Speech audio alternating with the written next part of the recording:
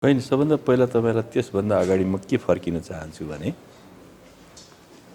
दुईटा पार्टी एकता गर्ने कुराको नेतृत्वकर्ता सिंगल म्यान ओलीजी हो, केपी ओली कामड नै हो। अरू कसैको देशमा भूमिका थिएन। तपाईँ तथ्यलाई फर्केर जानुभयो भने बडो छापेमार शैलीमा एकता भयो। त्यो एकतामा ओलीजी र प्रचण्डजी, विष्णु पौडेल र जनार्दनजीको दस्तखत भएको कागज सार्वजनिक भएपछि यहाँलाई थाहा छ। त यो एकताको आरम्भ गरेको ओलीजीले नै हो।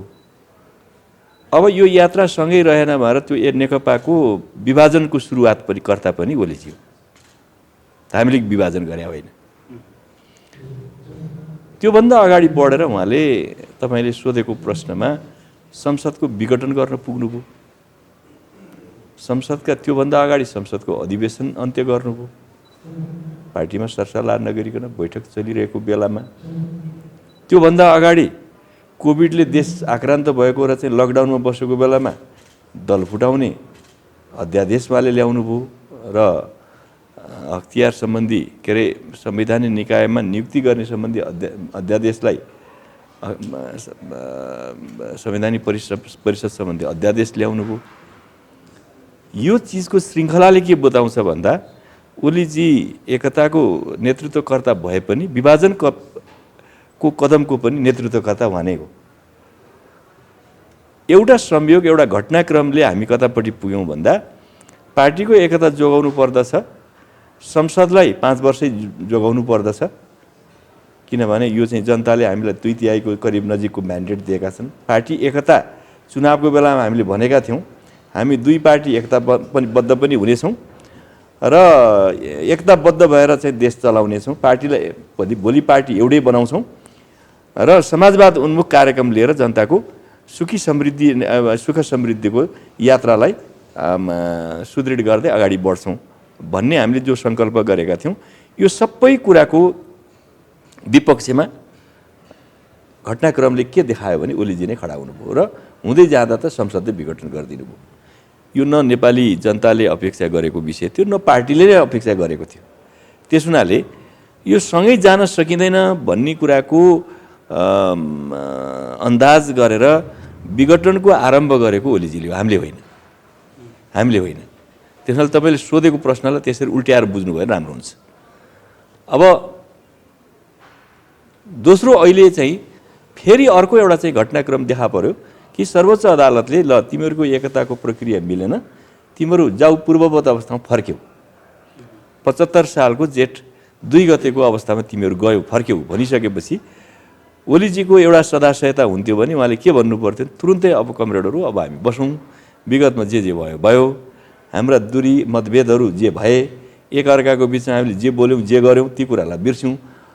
बढी कुरा चाहिँ एमाले भन्दा पनि पार्टी एकीकरणपछि हाम्रा अन्तर्विरोधहरू चर्केर गए। हिजो पनि थिए, नभएको होइन। हामी किनभने 9 मा आइसक्यौँ भने भोट गरेर आएका थियौँ, केही अन्तर्विरोधको पक्ष नभएको कुरा थिएन। तर मूल कुराको यो अन्तर्विरोधको चाहिँ झाँगिनेर चाहिँ के भने विस्तारित हुने र झगडा चाहिँ तीव्र हुने काम चाहिँ यस बिचको अवधिमा भयो। अब यो कुरालाई त्यागौँ, अब हामी पूर्ववत अवस्थामा फर्कौँ। अदालतले पनि हामीलाई भन्यो एक प्रकारको नयाँ एउटा अवस्थाबाट जाउँ भन्ने कुराको आरम्भ गर्नु पर्दथ्यो। हिजो हामीले भएको छलफलमा पनि यही कुरा भन्यौँ। अदालतले जे भन्यो, जुन स्पिरिटबाट हामीलाई चाहिँ फैसला दियो, त्यही ठाउँबाट चाहिँ आरम्भ गरौँ अबको यात्रा। त्यस कारणले यो यात्रामा जान नखोजेको हो कि सँगै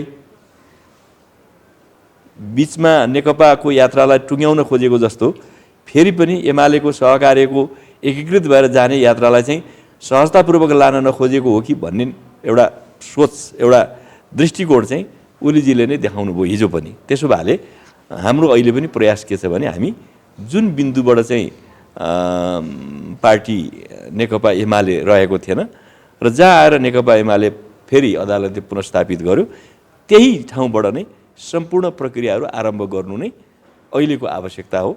पार्टीको हितको कुरा पनि हो, पार्टी एकताको कुरा पनि त्यही हो, हामीले भनेको कुरा पनि त्यही हो। होइन, हामीले भोलिको बेलाबाट फुट्नको लागि घोषणा गर्नको लागि चाहिँ बोला त होइन नि। हामीले यो बिचमा पार्टी खास गरी हामीले एकताबद्ध हुँदाखेरिको कसरी भए, बीचको एकता भइसकेपछिको अवस्थामा पार्टीको जिन्दगी आन्तरिक पार्टी जीवन कसरी गुज्रियो र सर्वोच्च अदालतको फैसलापछिको स्थिति के हो, हामी अब कसरी जानु पर्दछ र पार्टीलाई कसरी एकताबद्ध गराउनको लागि हाम्रो प्रयास के हुनुपर्दछ, अर्को पक्षले के काम गर्नुपर्दछ, कसरी गर्नुपर्दछ भन्ने कुरालाई नै प्रश्न गर्न नै हामी यो भेलाको आयोजना गर्दैछौँ। किनभने हामी धेरै दूरीमा पनि पुगेका छौँ।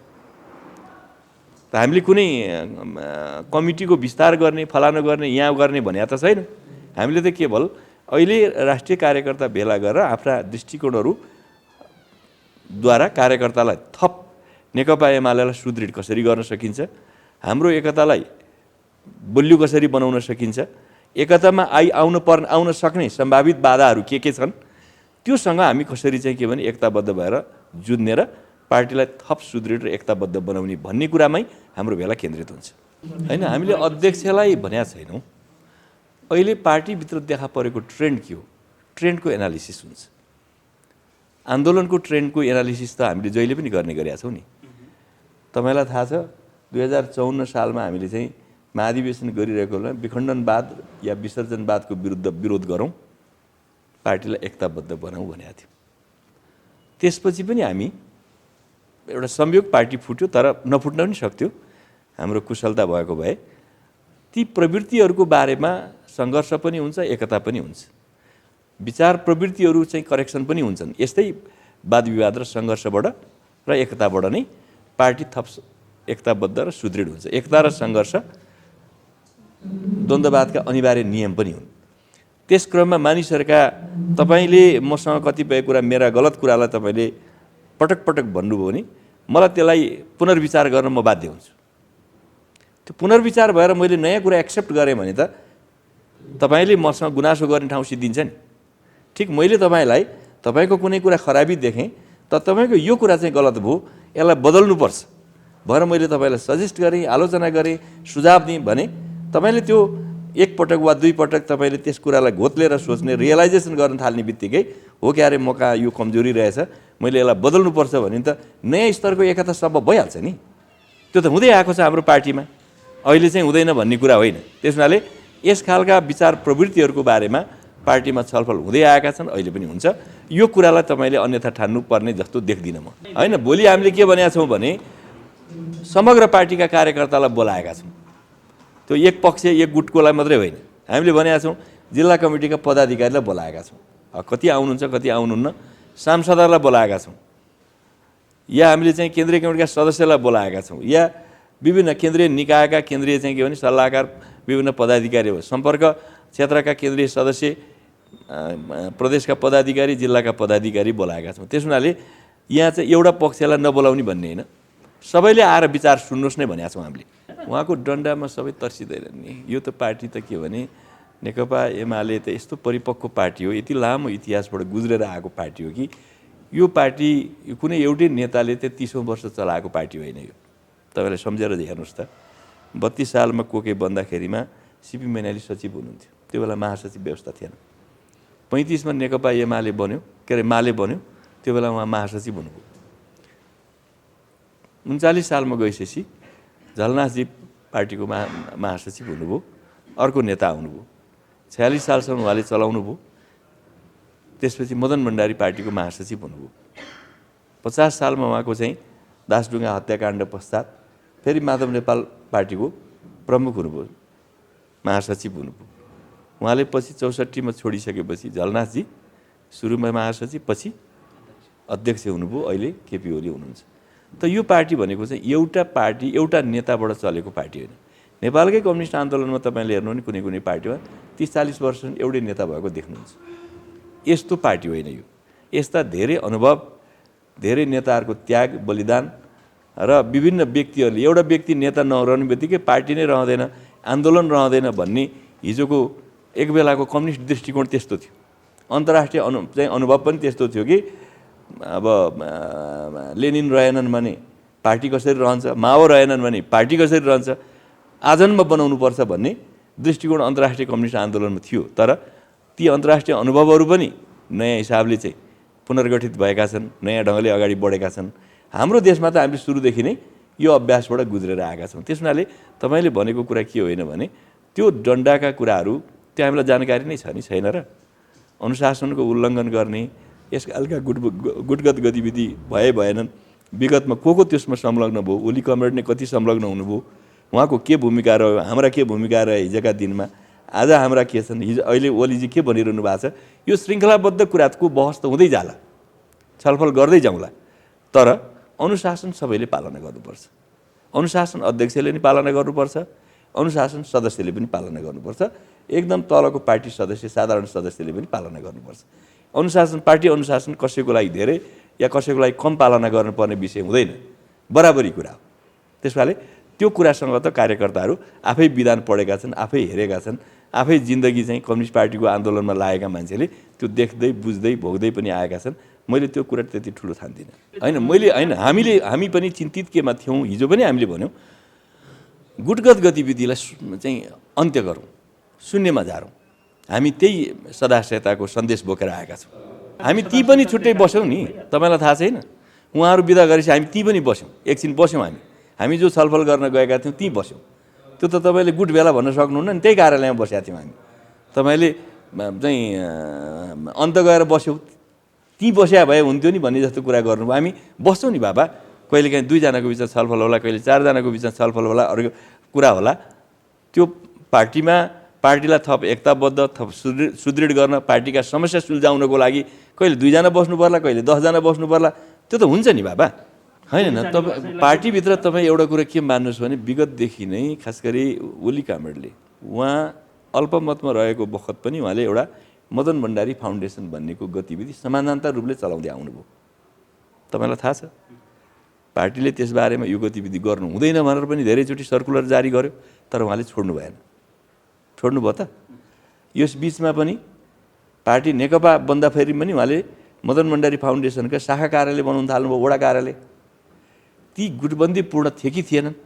एउटा नेताको नाम बदनाम नगरौँ न, सबैको साझा नेता हो मदन भण्डारी, हाम्रो नेता हो नि। त्यो चाहिँ कोही व्यक्ति विशेषको नेता होइन, सबैको साझा नेता भएकोले सबैको साझा नेताको मान्यता अनुरूप गरौँ काम, यस्तो क्रियाकलाप नगरौँ। यो त हामीले बार बार भन्दै आएको विषय हो नि। तपाईँलाई थाहा छ यो गएको चाहिँ पार्टीभित्रको चाहिँ झगडा भएर कार्यदल बन्यो, त्यो एउटा कार्यदलको सदस्य म पनि हुँ। त्यो कार्यदलमा हामीले भनेकै छौँ पार्टीभित्र यस खालका कुनै नेताका नामका सङ्गठनहरू बनाएर समानान्तर गतिविधि गर्न पाइने छैन भनेर लेखेका छौँ, तर उहाँले गरिरहनु भएको छ। त्यस कारणले हामीले के भन्यौँ भने हिजो भेट्दाखेरि पनि समानान्तर गतिविधि बन्द गरौँ, सबैले गरौँ, एकले मात्रै होइन सबैले गरौँ। कुनै किसिमको छलछाम ढाँट छल दाउपेच किन गर्ने? हामी त कम्युनिस्ट हौँ। गरेका छैन भने आफू गर्ने, अर्काले भनेपछि सबैले त्यो कुराको पालना गरौँ। के परिस्थिति आइलाग्यो भने अदालतले पुनर्स्थापना गरिसकेपछि एमालेलाई, त्यस क्रममा पनि ओलीजीले विभिन्न गतिविधिमा गएर भाषण गरिरहनु भएको छ। विभिन्न किसिमको भेलाहरू भइरहेछन्, तपाईँले सुन्नुभएको छ। महिला भेला भयो 29 गते। त्यति मात्र होइन, एक पक्षीय मान्छेलाई बोलाउँदै नबोलाइकन केन्द्रीय कमिटीको कथित बैठक हो भनेर, विशेष बैठक हो भनेर बैठकको आयोजना गरेको सुनियो। बैठकमा आफूलाई मन परेका मान्छेलाई मात्रै सूचना गरेर बैठक हुन्छ र कहीँ? यो कुनै पार्टीको विधानले भन्छ? यसो गर्ने व्यक्ति चाहिँ पार्टी अनुशासन विरोधी कुरा हुन्छ कि हुँदैन? यो गर्दा त जसले यो सूचना जारी गरेर बैठक भन्यो त्यो नै अनुशासनको कारबाही योग्य विषय होइन? त्यसो गर्न मिल्छ र? पोजिसनमा बसेको मान्छेले त्यसो गर्न मिल्छ र?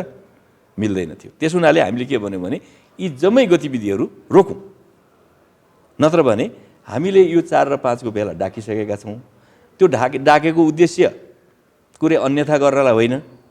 यसबीचमा गरेका सम्पूर्ण गतिविधिहरू मैले अघि नै बताए जस्तो हामी त्यहाँ छलफल गर्छौँ। पार्टी एकता नेपालको कम्युनिस्ट आन्दोलन एउटा जोखिम बिन्दुमा आइपुग्यो।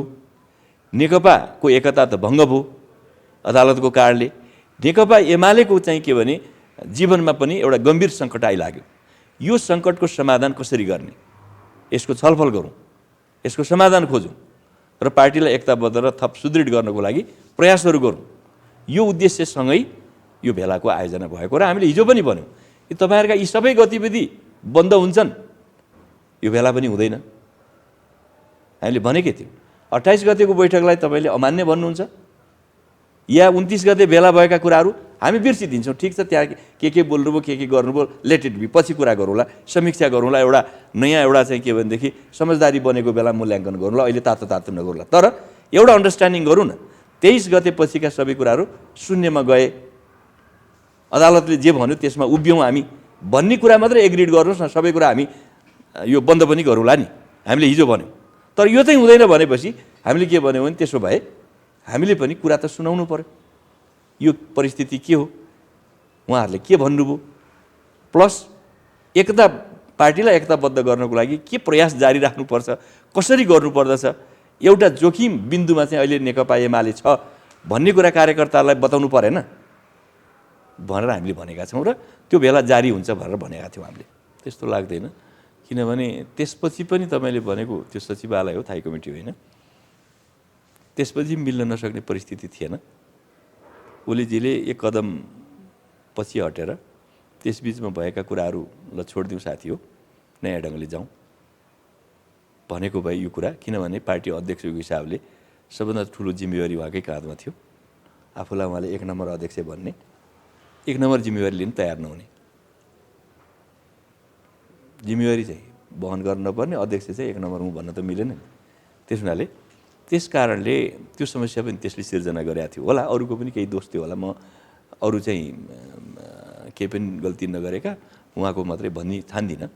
किनभने त्यो कमजोरीको जग चाहिँ के थियो भने त्यो एकता गर्दा नै उहाँहरूले गरेको सालाक सुलुक एउटा चाहिँ गोप्य एकता थियो नि, एक प्रकारको भने छापेमारे एकता, त्यही जगमै त्यो चाहिँ के भने झगडा पनि सन्निहित थियो। त्यो झगडामा हामीलाई लगेर चाहिँ हालिदिनु भयो, त्यति मात्रै कुरा हो नि।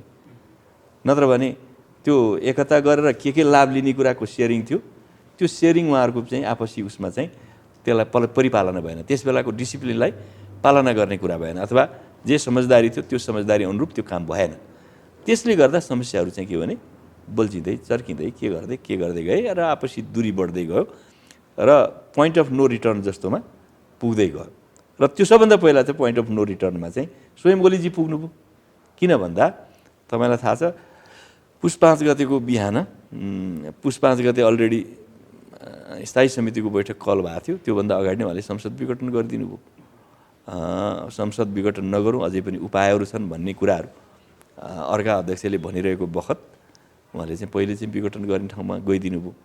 त्यसपछि झन् धेरै चाहिँ के भने त्यसले चाहिँ ओलीजी के चाहनु भएको छ, के गर्न खोज्नु भएको भन्ने कुरा झन् धेरै अन्यल अनिश्चयतिर भयो। अरूलाई थप आशंका भयो नि, उहाँका कार्डहरू के हुन्, अब के गर्न चाहनुहुन्छ, कतातिर उहाँको यात्रा हो, किन यसो गर्दै हुनुहुन्छ, किन भइरहेको चाहिँ संसद 2/3 ल्याएको संसद फालेर अर्को 2/3 ल्याउँछु भने त यो मान्छे कोही पनि कल्पना गर्ने कुरा भएन नि। यो चाहिँ पोल्टा चाहिँ भैँको टिप्छु भन्दा पोल्टा खसाउने भने जस्तै आफ्नो भएको टिकाउन नसक्ने, अनि त्यसपछि अर्को गर्छु भने त कोही मान्छेले पत्याउने कुरा भएन। गिरिजा यो त नेपालमा फेरि पहिले टेस्टेड कुरा हो। 51 सालमा संसद विघटन गरेर ओली चाहिँ गिरिजा बाबुले म बहुमत ल्याउँछु भनेर जानुभएको थियो, दोस्रो पार्टी हुनुभयो होइन, नेकपा एमाले त्यस बेला फर्स्ट पार्टी भएर अल्पमतको सरकार बन्यो। अरू बेलामा पनि जतिखेर त्यस खालका क्रियाकलापहरू हुने गरेका छ, चाहे शेरबहादुरजीले संसद विघटन गरेर पनि अब त्यसपछिको काङ्ग्रेसले शान्ति वार्तामा आइसकेपछि माओवादी फर्स्ट, दोस्रो मात्रै हुनु पुग्यो, फर्स्ट पार्टी हुन सकेन। त यी त हाम्रा अभ्यास छँदै थियो। त्यस हुनाले यस्तो आँखो देखा हाल भन्छ नि, यस्तो हुँदाहुँदै अनि भएको शक्ति नजोगाउने अनि त्यसपछि थप टिप्छु भन्ने कुरा त कुनै मान्ने कुरै भएन। यो त धेरै कार्यकर्ताको र पार्टीकै के भनेदेखि भविष्यलाई डाँबाडोल पार्ने र जोखिममा पार्ने कदम बाहेक केही पनि थिएन। त्यसकै विरोध भयो, त्यसकै आलोचना भयो, अदालतले हामीलाई पूर्ववत अवस्थामा फर्काइदियो, जसले गर्दा संविधान यी सबै कुरा चाहिँ फेरि एउटा प्रक्रियामा चाहिँ व्याख्या हुने र प्रक्रियामा चाहिँ के भने फर्कियो एउटा। त्यसो भएले यस हिसाबले पनि तपाईँले भनेको कुराहरूमा चाहिँ त्यो कसको कमजोरी प्रधान असको के भन्दा पनि हामीले अहिले त्यसलाई तत्कालको लागि ल यसलाई ड्रप गरौँ, 0 बिन्दुबाट चाहिँ 0 माइल भन्छन् नि, 0 माइलबाट यात्रा सुरु गरौँ। त यो कुरा भन्दा अन्य कुनै कुराले पार्टीलाई अगाडि लान सक्छ र आन्दोलनलाई अगाडि लान सक्छ र देशलाई अगाडि लान सक्छ र सक्दैन। हाम्रो विश्लेषण त्यस्तो छ। मलाई त्यस्तो लाग्दैन। तपाईँले भने मलाई होइन, केही गम्भीर आशंका मेरा मनमा पनि छन्, मेरा मनमा पनि छन्, अरू मान्छेको पनि मनमा परेको होला, समर्थक शुभेच्छीको पनि दिमागमा परेको होला, तर म त्यस्तो देखिहाल्दिनँ। अहिले हाम्रो एकताको सम्भावना टुट्यो, बन्द भयो। अब चाहिँ हामी अन्तिम एउटा चाहिँ डिलमा पुग्यौँ, त्यहाँबाट उता गर्दा हाम फाल्ने मात्रै हो भन्ने ठाउँमा हामी छैनौँ। अहिले एकताको सम्भावना विद्यमान छ। एकताबद्ध आन्दोलनको विकल्प पनि छैन र म चाहिँ यो आन्दोलन चाहिँ कमजोर हुँदा एउटा बलियो हुन्छ र अर्को चाहिँ मात्रै सिद्धिन्छ भन्ने कुरा यो बेकारका काल्पनिक कुरा मात्रै हुन्, काल्पनिक चिन्तनका कुरा हुन्। नोक्सान हुँदा यी सबै नोक्सानीको चाहिँ विषय बन्ने हो। त्यसो भएले अहिले नै यो एकता चाहिँ अब समाप्त भयो, अब हुने सम्भावना छैन भन्ने म ठान्दिनँ। तपाईँको प्रश्न त्यो हुँदाहुँदै पनि, किन मैले त्योभन्दा भिन्न कुराहरू पनि त मेरो दिमागमा होला, केही तथ्य होला, केही कुराहरू होलान्। त्यस आधारमा म के देख्छु भने अहिले त्यो सम्भावना एकदम सम्भावनाकै बिचमा छौँ हामी। एकताबद्ध हुने अवस्थाको एउटा उसमै छौँ। भनिसकेँ नि मैले, न्यूनतम बटन लाइन भनेको झगडाका विषयहरूको समीक्षा पछि गरौँला, किनभने तातोमा कुनै समीक्षा हुँदैन। तैँले यो भनिस्, तैँले यो भनिस् भनेपछि ती लापा खेल्न सुरु हुन्छ। किन हामी यस्ता अन्तर्विरोध धेरै मिलाएर झगडा पनि गर्दै अन्तर्विरोध मिलाउँदै आएका पनि हुने हाम्रो आफ्नै अनुभव छन्। धेरै पुरानो अनुभव त म भन्दिनँ, म अब यङ मान्छे नै हुँ। त्यस बेला 39 सालदेखि त म प्रत्यक्ष रूपले, खास गरी नेकपा मालेको महासचिवमा सीपी मैनाली हटेपछिको 39 सालपछिको पार्टीभित्र देखा परेका त्यो समस्याका पछिका प्रत्येक घटनाक्रमहरूको म नजिकबाट चाहिँ हेर्ने, त्यसलाई सञ्चालन गर्ने, त्यसलाई कतिपय किनारा र टुङ्गो लगाउने जस्ता विषयमा संलग्न हुँदै आएको व्यक्ति हुँ म आफै पनि। किन म काठमाडौँ भ्यालीमा पार्टीको काम गर्दथेँ। काठमाडौँ यसै पनि पार्टीको एउटा केन्द्रबिन्दु थियो, केन्द्रभागमा बसेर पार्टीले यहाँ आन्दोलनको केन्द्रभाग पनि थियो।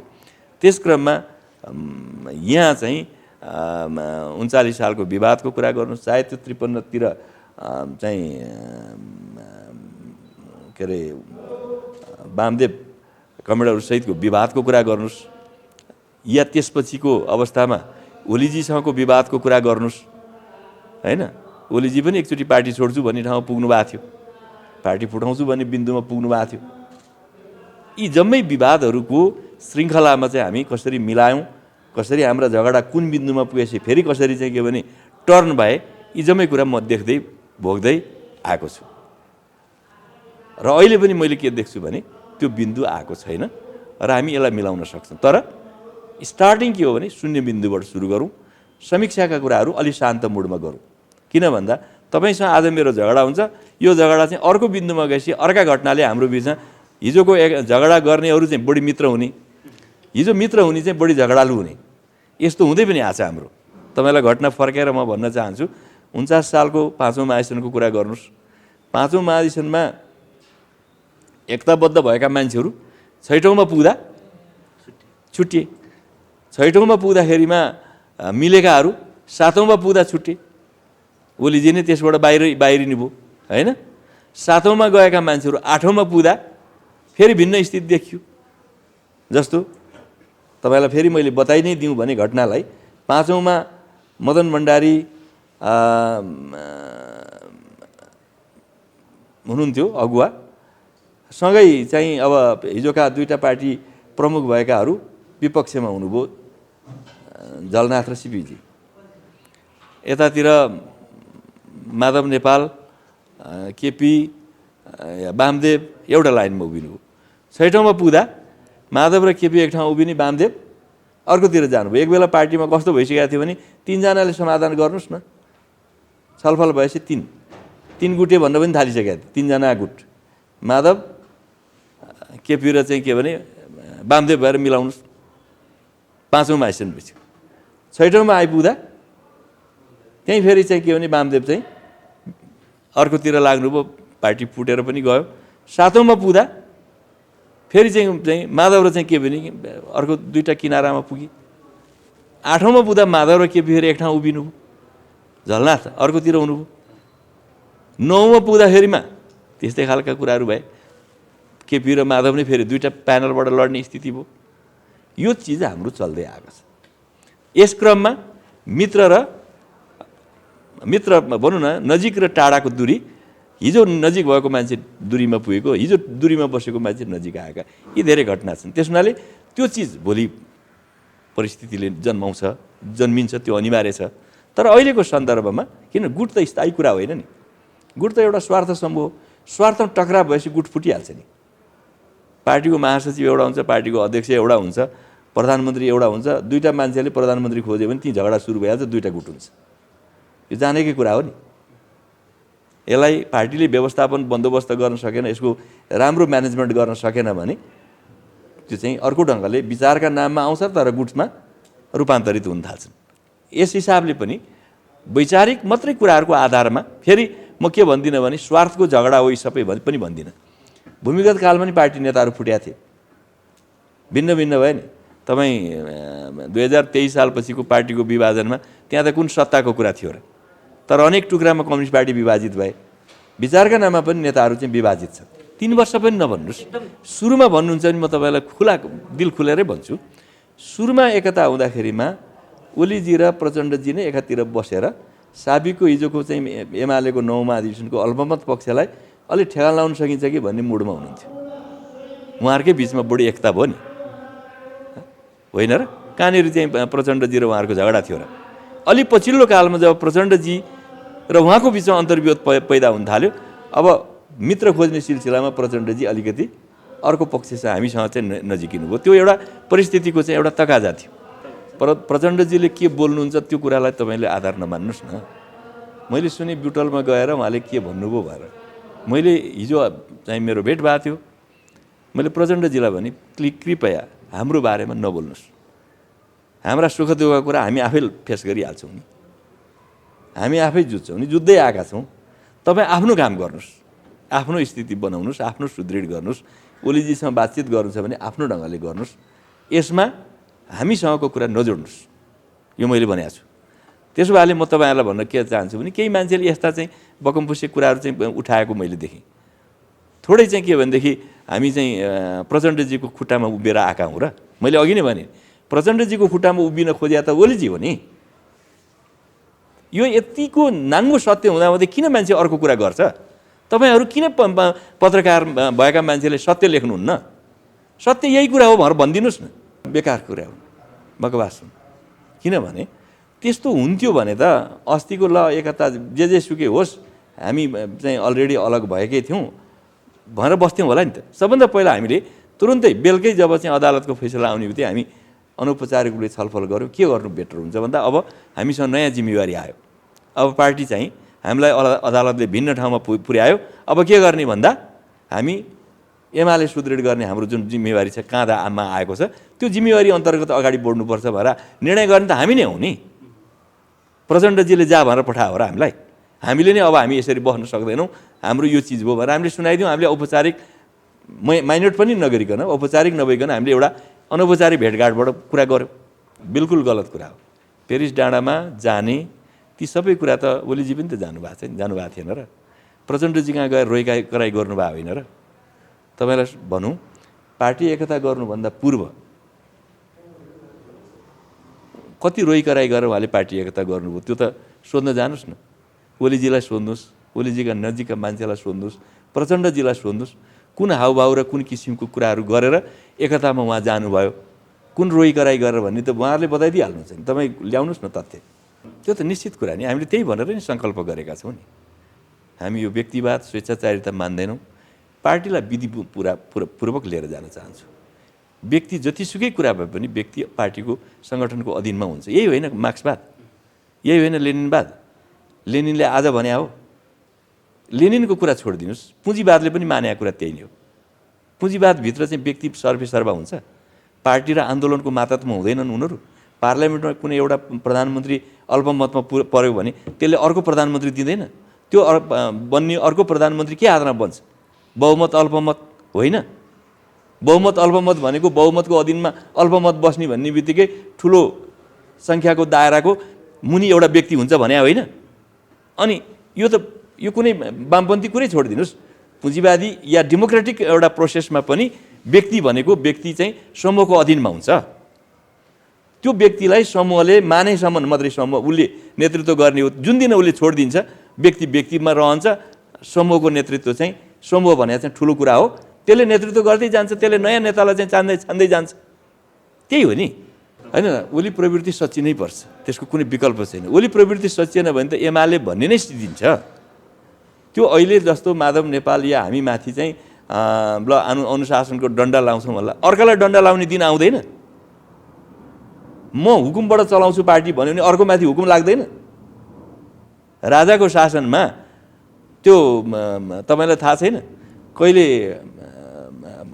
पञ्चायत विरोधीलाई त डन्डा लाग्थ्यो, लाग्दै जाँदा कहिलेकाहीँ त्यो डन्डा यस्तो चर्किँदै गयो कि पदम ठकुराठी जस्तो स्वयं चाहिँ के भने राजावादी मान्छेमाथि गोली चलाउन पुग्या होइन, या सूर्यबहादुर थापाहरूमाथि डन्डा चलायो होइन।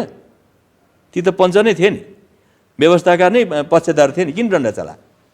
त्यस हुनाले जब व्यक्तिवाद चाहिँ चर्केर गयो भनेदेखि त्यसले के गर्छ भन्दा आफ्नो र अर्को भन्ने नै हेर्दैन।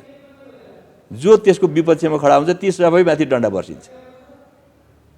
समयमै यो कदम गलत हो, यसो गर्नु हुँदैन। पार्टी चाहिँ पार्टीका विधिबाट चल्नु पर्दछ। जतिसुकै ज्ञान जानकारी जेसुकै भएको मान्छे, जतिसुकै हिस्ट्री भए पनि कमिटीको अधीनमा व्यक्ति हुन्छ भन्ने कुरालाई यदि स्थापित गरिएन भने कुनै पार्टी पनि चल्दैन। कम्युनिस्ट पार्टी त कुरै छोड्नुहोस्, पुँजीवादी पार्टी पनि चल्दैन, होइन? एमालेलाई पूर्ववत अवस्थामा नै बलियो र सुदृढ बनाउन निकै मेहनतको खाँचो छ। एकदम सही कुरा हो। हामी आफैले क्षय गरेका छौँ। ओलीजीकै कामले या हाम्रा पनि केही काम होलान्, क्षय त हामीले गऱ्यौँ नि। 3 वर्ष अगाडिको एमालेको प्रतिष्ठा अहिले छ? कसैले पनि छातीमा हात राखेर सोधे हुन्छ।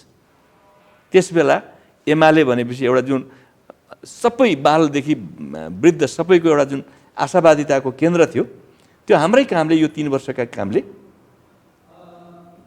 अझ त्यसमाथि पनि चुनावको बेलामा हामीले अर्को सङ्कल्प गऱ्यौँ कि कम्युनिस्ट पार्टीसँगको एकता, माओवादी केन्द्रसँगको एकता गरेर वाम एकता गर्दै कम्युनिस्ट एकता गर्ने र बहुमत ल्याएर चाहिँ जनतालाई सुख समृद्ध एउटा चाहिँ जीवनको चाहिँ आश्वस्त जुन पार्यौँ, त्यो पारेको कुराले अझ थप जिम्मेवारी थपिया थियो। एमालेको क्रेज, वाम एकताको क्रेज, दुईटा जोडिएर एउटा जुन किसिमको राष्ट्रिय क्रेज बनाएको थियो नि हाम्रो पार्टीको, यसका नेताहरूको, त्यो क्रेजको टुपीमा चाहिँ ओलीजी हुनुहुन्थ्यो। आज अर्को बिन्दु आइपुगेको छ, वाम एकता फुटाएको। एमाले पनि हिजोको अवस्थामा रहेको र आपसमा झगडाएर चाहिँ के भनेदेखि एकदम द्वन्द्व, एकदम परस्पर एउटा आलोचनाको बिचमा हामी खडा छौँ भने यसपछिको चाहिँ अगाडिको यात्रा के हुन्छ? यो आफैमा यो सम्हाल्नको लागि केही समय, केही चाहिँ के भने कष्ट, मेहनतको खाँचो छ कि छैन? त्यो रेडिमेड हुन्छ। हिजो हामीले यो पार्टी बनाउँदाखेरिमा पनि त हामीले यो बिग्रेका भत्केका कुरालाई टाल्न, मिलाउन कति ठुलो कष्ट गर्नु परेको थियो। हामी छौँ नि, त्यसका साक्षी छौँ नि। हामी यो आन्दोलनमा देख्दै भोग्दै र हामी त आफै त्यसका चाहिँ के भनेदेखि पात्र पनि हौँ नि। हामी आफै इतिहास पनि हौँ नि। हामी वर्तमान पनि हौँ, हामी इतिहास पनि हौँ। त्यस बेलाको इतिहास पनि, त्यस बेला हामी कत्रो साइजमा थियौँ, त्यो सानो साइज कसरी ठुलो हुँदै गयो, अरू पार्टीहरू ठुला हुँदा कसरी सानो भएर गए, ती जम्मै चाहिँ के भने आँखो देखाहाला हाम्रो पिक्चर छ नि। हाम्रा के नीतिले हामी ठुलो भयौँ, के काम कारबाही र हाम्रो कस्तो सङ्गठनले हामी ठुलो भयौँ र कस्तो कारणले हामी सानो भयौँ, होइन? सानो भयौँ। यी जम्मै हामीले देख्दै भोग्दै आएका छौँ भने आजका यी गतिविधिहरू पनि पार्टीका लागि सुखद होइनन्। पार्टी जीवनको हिसाबले यी दुःखद कुरा हुन्, अप्ठ्यारा कुराहरू, राम्रो कुरा होइन, रमाइलो कुरा पनि होइन। कुनै रमाइलोको लागि आज यो देखाउनलाई गरिरहेको पनि होइन। ज्यादै गम्भीर र ज्यादै भनौँ न, हरेक कार्यकर्ताले चाहिँ छातीमा हात लगाएर सोचिरहेको छ के हुन्छ हाम्रो आन्दोलन अब। अझ भन्नुहुन्छ भने नयाँ पिँढीका मान्छेको भविष्य के हुन्छ? यो अघिल्लो पिँढीका मान्छेहरूको त करिब जीवनका उत्तरार्धमा छ। पार्टी र आन्दोलनको माध्यमबाट उनीहरूको इच्छा पनि परिपूर्ति भयो होला, उद्देश्य पनि परिपूर्ति भयो होला, या केही न केही हामीले गऱ्यौँ। जस्तो हामीले नै हेर्नुहुन्छ भने पञ्चायत मेरै जिन्दगीमा फालियो, राजतन्त्र पनि मेरै जिन्दगीमा फाल्यो। ठुलो ऐतिहासिक काम हामीले गरेनौँ र? एक मानेमा गौरवपूर्ण हाम्रो जीवन छ नि। अब हामीले नेपाललाई सम्पन्न र सुखी नेपाली भनेर जो भनेका छौँ, हाम्रो जीवनकालमा नेपाल धनी भएको हेर्न पर्छ कि पर्दैन? त्यो गर्न सकेनौ भने कतिचोटि प्रधानमन्त्री भयो को भयो के लेन देन भयो 65वटा प्रधानमन्त्री भए देशमा 60-65वटा के हुन्छ त्यो